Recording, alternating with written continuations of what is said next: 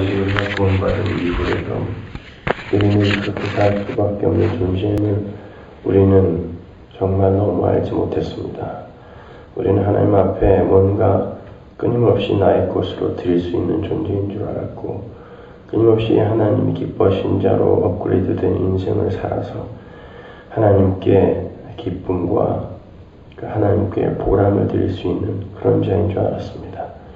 하나님, 근데 여전히 우리는 이 모양이고 여전히 우리는 십자가만을 의지할 수밖에 없는 그런 존재임을 폭로당하는 이런 삶을 삽니다.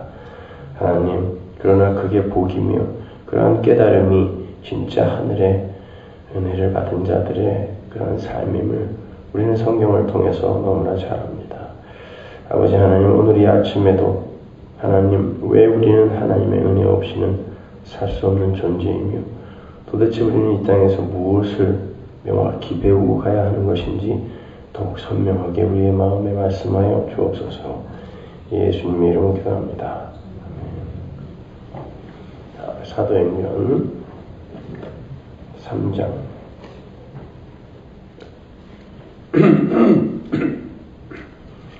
하나님이 영원히 목소리를 뺏어가신 것 같고 하고, 이거 왜 이렇게 안 나죠?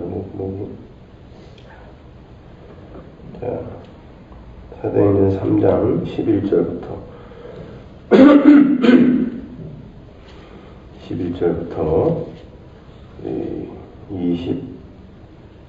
26절까지 다 읽어보죠. 11절부터 26절까지 우리 같이 읽을까요?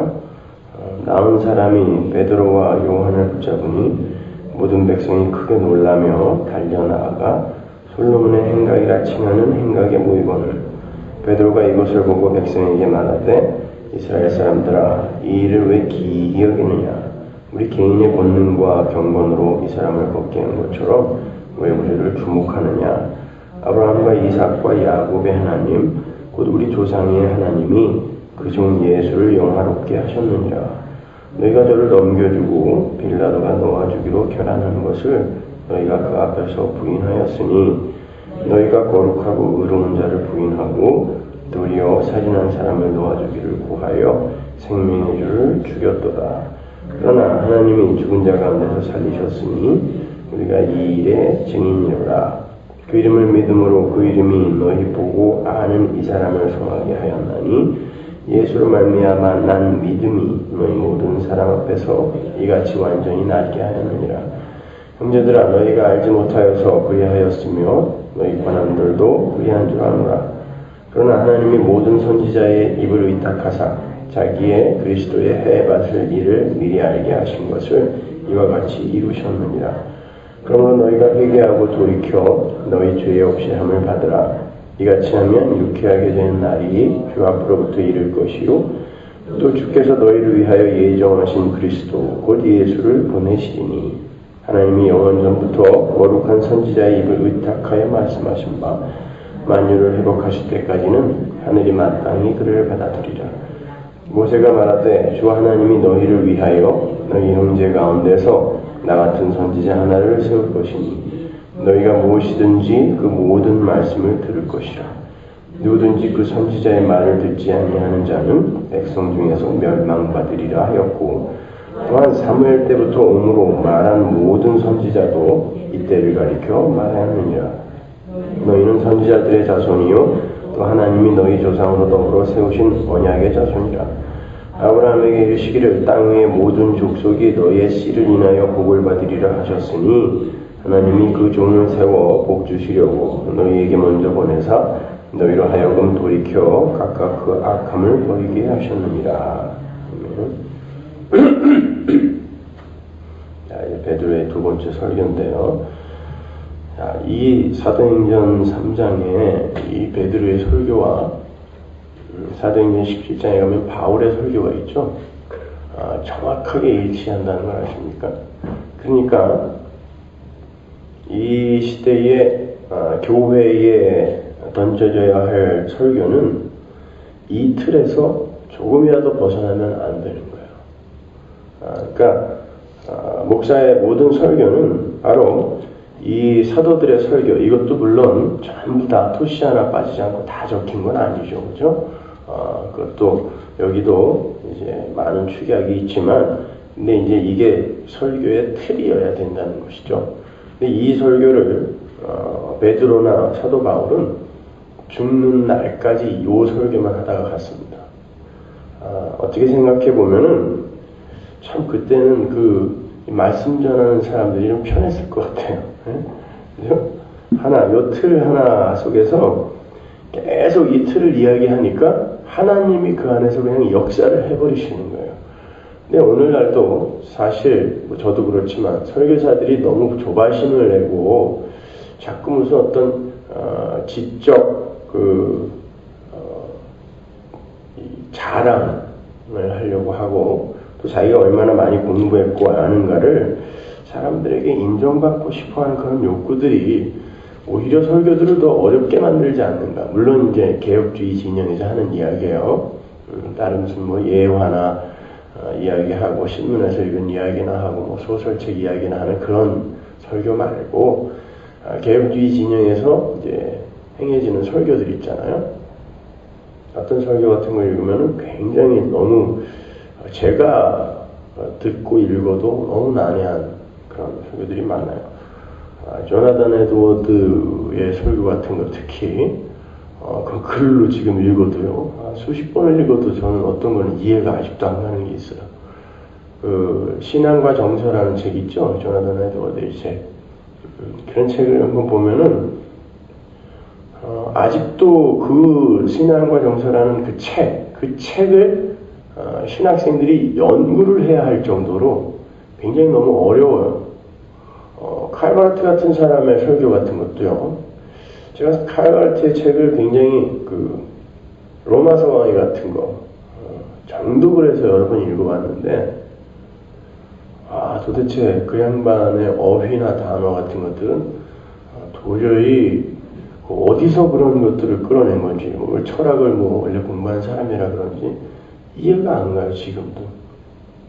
근데 성경을 보면 우리 사도들의 설교들은 참 쉬웠어요. 그리고 간단했습니다. 그러니까 우리가 자꾸 어떤 조바심을 갖냐면 우리가 자꾸 많이 공부하고 또 여러 가지 인포메이션을 많이 넣어서 설명을 해야 복음이 사람들에게 이해되어질 것 같은 그런 조바심들이 설교자에게 있는 것 같아요. 그리고 혹시 계속해서 이렇게 십자가와 예수 그리스도만 이야기하다 보면 사람들이 참 저 사람 굉장히 게으르다 이렇게 생각해서 혹시 무시하고 떠나지 않을까 이런 생각들 때문에 그런지 모르겠는데 설교는 우리는 죄인이고 왜 우리는 스스로 구원에 이를 수 없으며 하나님은 창세 때부터 어떤 것을 계획하셨고 그리고 그 일을 누구를 보내서 이 땅에서 어떻게 이루셨는지 그리고 나중에 그 일이 어떻게 우주적 완성으로 이루어지는지에 관한 그것 이외에 더 보탤 것도 없고 뺄 것도 없어요. 근데 이제 그것을 제대로 우리 마음속에 각인시키기 위해서 계속되는 우리가 설교를 성경 말씀을 통하여 그리로 이제 결론을 지어가면서 듣고 배우고 하고 하는 것이죠. 그러니까 이 베드로의 설교도 그런 면에서 예수 그리스도라는 그런 주제로 딱 읽어보면은 너무나 심플해요. 여러분 여기에 보면요, 잘 읽어보시면은 베드로가 바로 이 설교를 하기 직전에 일어난 안진뱅이가 일어난 그 사건을 어떤 범우주적 회복의 하나의 모형이라고 설명을 하고 있어요. 예수의 죽임당함, 그리고 그분으로부터 온 믿음이 이를 살려낸 것이다, 이를 일으킨 것이다, 라고 이야기를 하면서 기적을 일으킨 자기들에게 쏟아지는 그 관심, 요한과 베드로가 안진뱅이를 일으켰기 때문에 사람들이 많이 모였잖아요. 사람들은 그 기적을 보고 왔단 말이죠. 근데 그 기적을 보고 온 사람들이 어떤 사람들이었어요? 예수님이 기적을 일으켰을 때 똑같이 모였던 사람들이었습니다.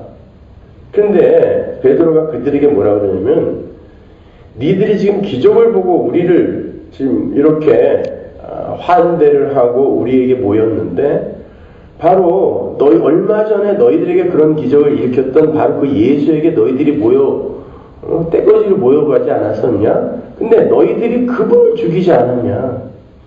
너희들이 기적을 보고 나를 쫓아오는 한 언젠가 너희들은 내가 너희들의 삶에 유익이 되지 않는다고 생각했을 때 너희들은 언제고 나를 죽일 수 있는 자다라는 말을 거기다가 함에 넣고 있는 것이죠.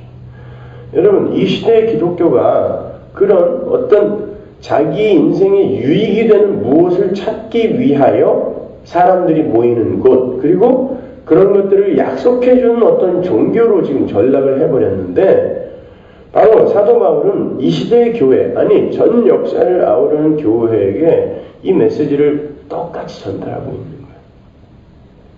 거예요. 너희들은 지금 뭘 보고 여기에 나와 있느냐? 그러면서 어떻게 설교를 이어가냐면 회개하라. 너희들은 지금 기적에 광분할 게 아니라 너희들은 회개해야 된다라고 이야기를 해요.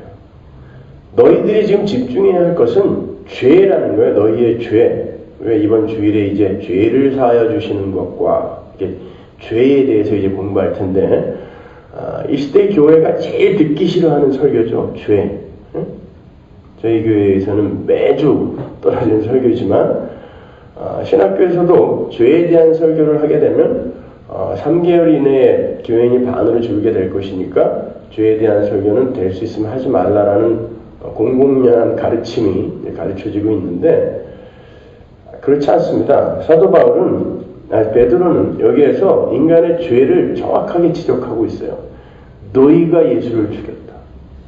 그렇다면 이게 지금 온 교회에게 주는 베드로의 설교라면 이 너희가 누구예요? 나입니다. 나. 우리. 내가 예수를 죽인 거예요. 여러분. 그 말은 내가 언제 십자가 앞에 가보지도 않았는데 언제 예수를 죽였어요. 이렇게 말할지 모르겠지만 예수를 죽인다는 건 우리를 창조한 예수, 그 예수, 우리를 창조하신 하나님을 무시해버리고 우리가 다른 데에 마음을 두는 것을 예수를 죽이는 거라고 이야기하는 거예요. 다른 거에 관심을 갖고 거기에서 행복과 만족과 쾌락을 얻어내려고 하는 그 모든 시도들, 그게 예수 죽이는 거예요. 만약에 우리에게 진짜 하나님이 나타나셔갖고요, 나는 너희들에게 지금 너희들이 요구하는 거를 절대 들어주지 않을 거야.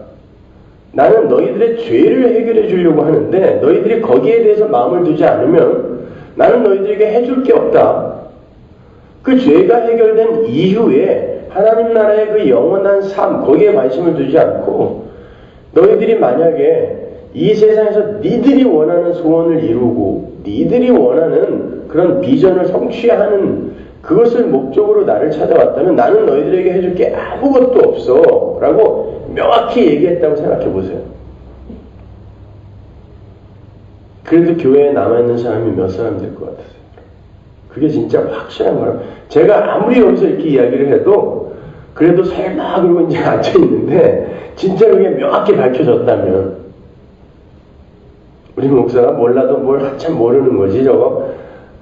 그래도 하나님이 우리에게 주는 유익이 분명히 있는데 지금 그래갖고 이게 나와들 앉아 계신데 진짜 명확하게 성경에 나오잖아요. 예수님이 나는 너희들에게 이 세상에 떡으로 온 거 아니라 하늘의 떡으로 온 거야. 그러니까 꿈도 꾸지 마. 그랬더니 많은 제자가 다 떠나갔다 그러죠. 다시는 안 쫓아왔다 그래요. 분명히 성경에 기록되어 있어요. 하나님이 아주 너무 명확하게 말씀해 주셨단 말입니다. 자, 이제 그게 확실해졌어요. 우리는 이 세상의 그 어떤 것을 얻어내는 데에 하나님의 도움을 구할 수 없다. 그랬을 때 누가 예수를 기쁘게 믿겠습니까? 여러분, 우리는 그 죄의 무서움을 너무 모르는 거예요. 그게 얼마나 우리를 황폐케 하고 우리를 얼마나 파괴하고 있는지를 우리는 몰라요. 그래서 하나님은 구원받은 성도들의 삶 속에서도 계속해서 자기의 죄를 폭로당하게 만드십니다. 여러분, 그 죄가 여러분을 얼마나 외롭게 만듭니까? 얼마나 공허하게 만들어요? 얼마나 공포스럽게 만듭니까? 그리고 얼마나 고통스러워요. 죄를 지으면서도 고통스럽죠. 당뇨병 환자는 쌀밥을 먹으면 안 돼요. 그렇죠? 그러니까 하나님의 은사가 어떠한 이들에게는 독이 되는 거예요. 우리에게는 에너지원이 되는 쌀밥이 당뇨병 환자에게는 독이에요. 먹으면 안 됩니다. 그런데 나에게 독이 되는 걸 아는데 이걸 밥을 너무 좋아하는 사람이 있죠. 저처럼. 응? 밥만 좋아하는 사람이 있어요. 저희 아버지나 저는 밥을 꼭 먹어야지. 아무리 뭐 빵이나 고기를 많이 먹어도 밥을 한 숟가락 딱 떠먹지 않으면 밥 먹은 거 아니에요, 우리는. 회를 아무리 먹어도 마지막에 알바라도 한 그릇 시켜 먹어야 밥 먹은 거지. 그런 사람들 먹으면서 나는 이거 먹으면 안 되는데라고 하면서 이 입에서 잠시 느끼는 쾌락 때문에 그걸 먹고 있는 그 모습을 볼 때 우리가 얼마나 어리석고 보입니까? 그죠? 근데 우리 모두가 다 그렇게 살고 있단 말이에요.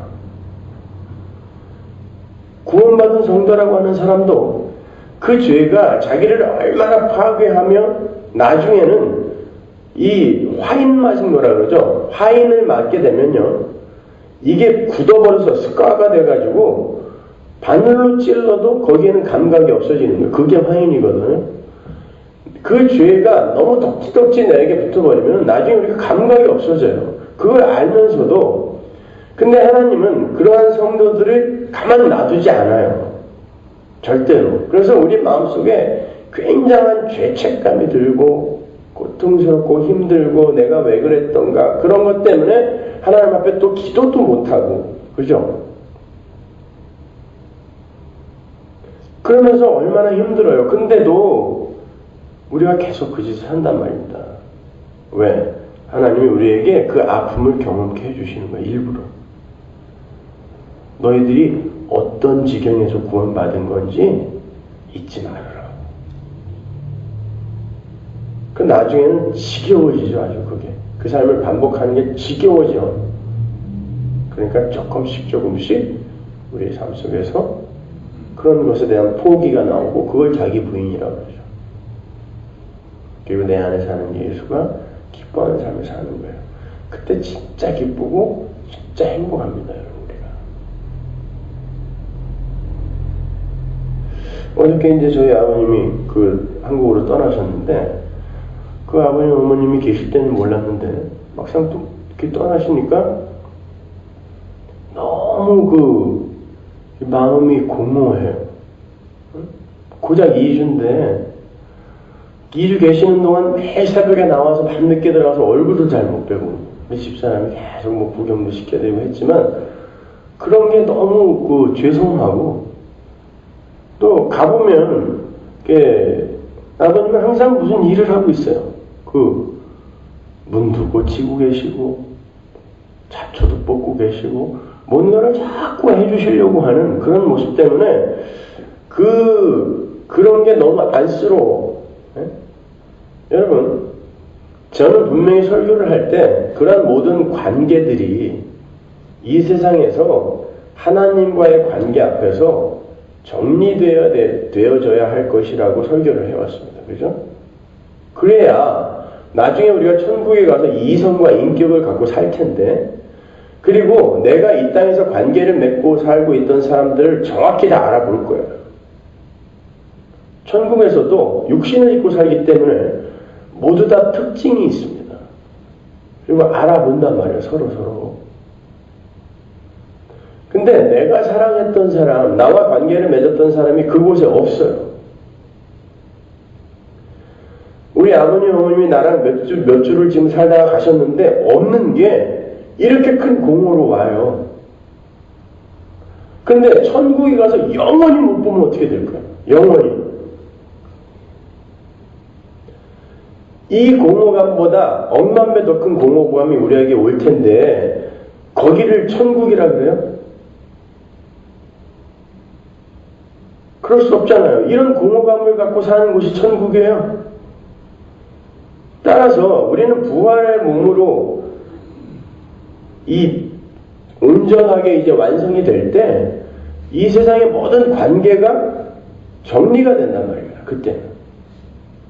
그럼에도 불구하고 하나님께서 우리에게 그러한 관계를 정리를 할 그러한 것조차도 정리 못하고 집착하고 거기에 이렇게 중독이 되어 있는 모습들을 우리에게 보여주면서 왜 예수가 이 땅에 오실 수밖에 없었는가를 우리에게 경험케 해주시는 거예요. 여러분, 우리는 그렇게 보잘것없고 연약한 존재입니다. 그럼에도 불구하고 이 시대의 교회는 너무 잘났어요. 뭔가 모르는 이 자만감에 잔뜩 부풀어 있고, 특히 복음을 올바로 공부한다라고 하는 개혁주의 목사들, 그리고 어떤 사회 운동을 하고 개혁을 이끈다고 주도하고 있다라고 하는 그런 사람들, 저는 요즘 보면 그런 사람들의 행동이 참 뜨악해 보여요. 사회복음, 그 19세기를 풍미했던 사회복음이라는 거. 여러분, 그건 진화론에 의거한 아주 몹쓸 이론이지 복음 아니에요. 다윈이 뭐라고 했냐면요, 내가 이 진화론이라는 것을 이제 체계화하여, 다윈이 처음 발견한 건 아니에요. 그 전부터 있었어요. 그거는요. 이렇게 체계화하여 발표를 했는데 이거는 비단 생물학에만 적용되는 게 아니라는 걸 나는 확실하게 깨달았다라고 덧붙였다는 거 아세요? 거기다가 헉슬리 같은 사람도 똑같은 말을 했어요. 진화론은 생물학에만 국한된 게 아니라 이 역사에도 적용이 되는 것이다. 그래서 역사는 진화하여 결국에는 이 땅에 하나님의 푸른 계절, 그리스도의 푸른 계절이 올 것이다 라고 이야기를 했단 말이죠. 또 많은 철학자들이 거기에 동조를 했어요. 그런데 20세기에 들어오면서 큰 전쟁이 2개나 발발을 했습니다. 그 전까지는 이 역사는 진화되어져 가고 인간들의 인간성이 점점 진보되어지는 줄 알았어요. 그런데 이거는 웬걸? 사람들이 나아진 게 아니라 다른 것으로 가면을 쓰고 있었던 것 뿐이지 사람들은 예나 지금이나 똑같았다는 것을 거기서 폭로당한 것이에요.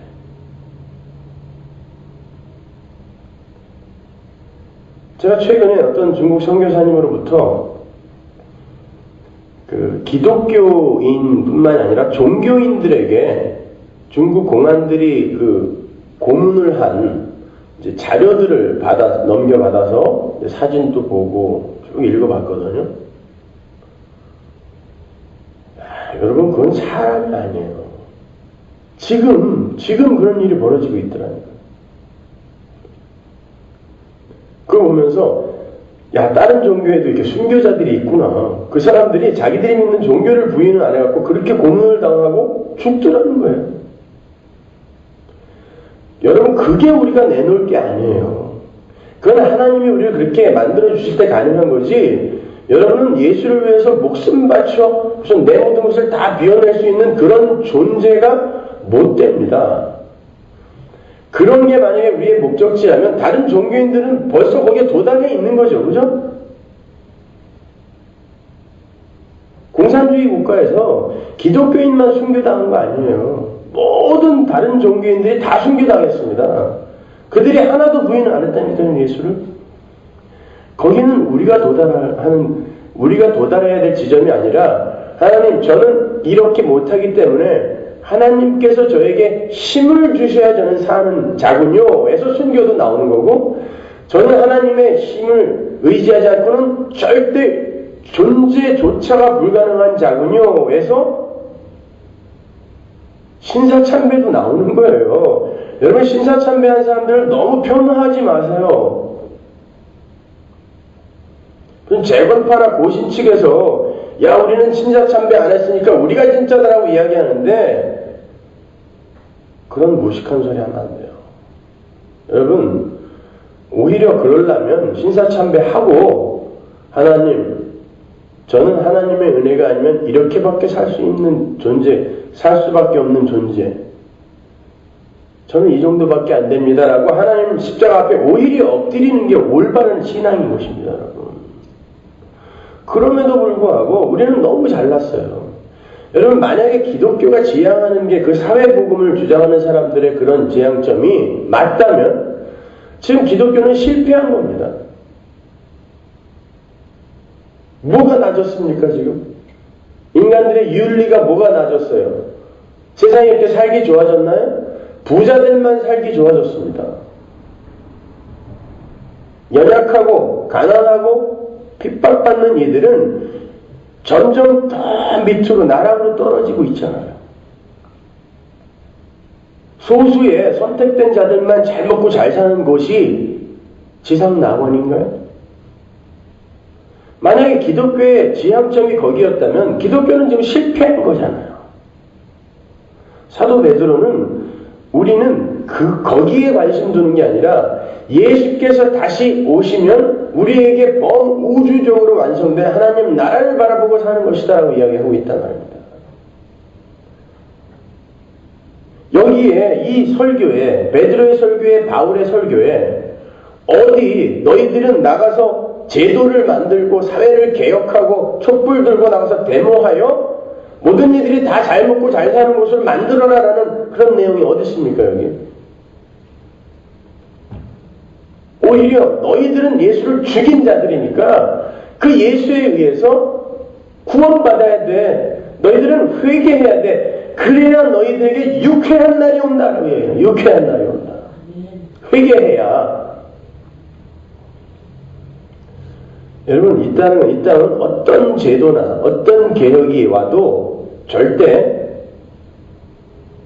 행복해질 수가 없어요.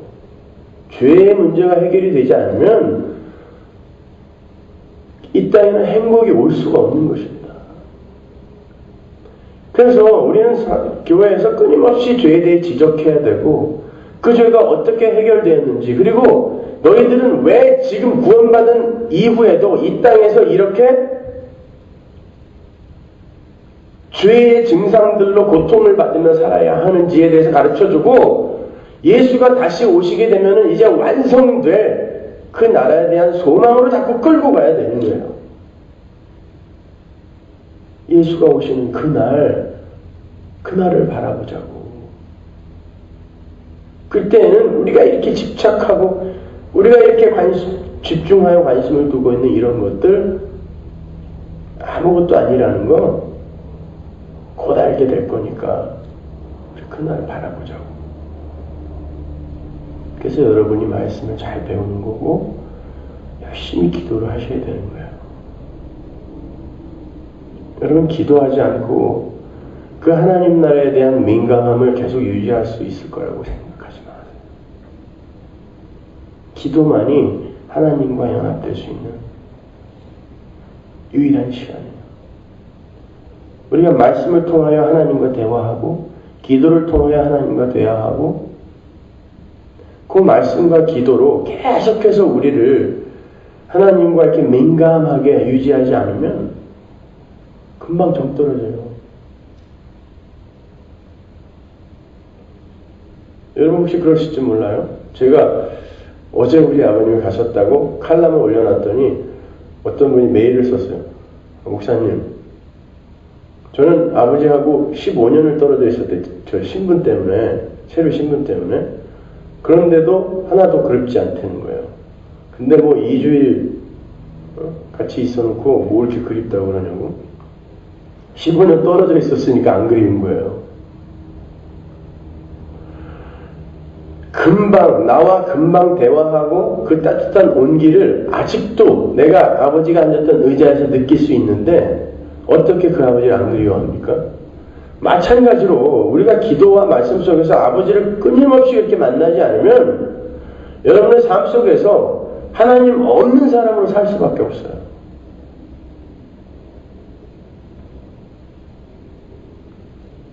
그래서 말씀과 기도에 전념하라고 하는 거예요.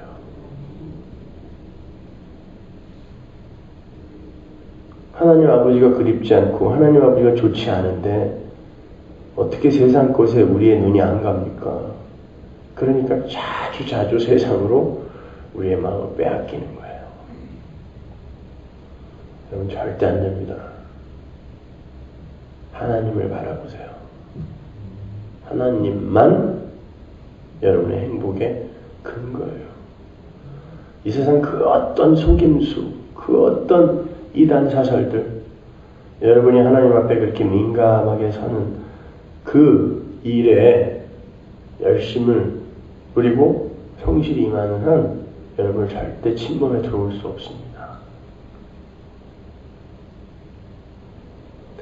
오늘도 하나님과 그렇게 민감하게 동행하는 그런 삶. 그리고 여러분의 죄가 하나님의 은혜로 완전히 사해져서 이제 여러분에게는 이제 완벽한 그 완성의 날이 확실하게 약속이 되어 있다는 그 사실만으로 행복하세요. 그리고 기고만장한 그런 자리에서 내려와서 하나님 나는 오늘도 하나님의 은혜만 꼭 붙들고 갈 테니까 날 좀 도와주세요. 하나님의 자녀로 완성되는 그날까지 날 좀 도와주세요. 라고 그냥 그 마음을 품고 다니세요. 그게 항상 기도하는 거예요. 기도하겠습니다. 하나님 은혜를 감사합니다. 아버지 하나님, 우리가 하나님의 은혜 없이 어떻게 한순간이라도 존재하겠습니까? 하나님, 우리는 그렇게 티끌이며 그렇게 벌레입니다.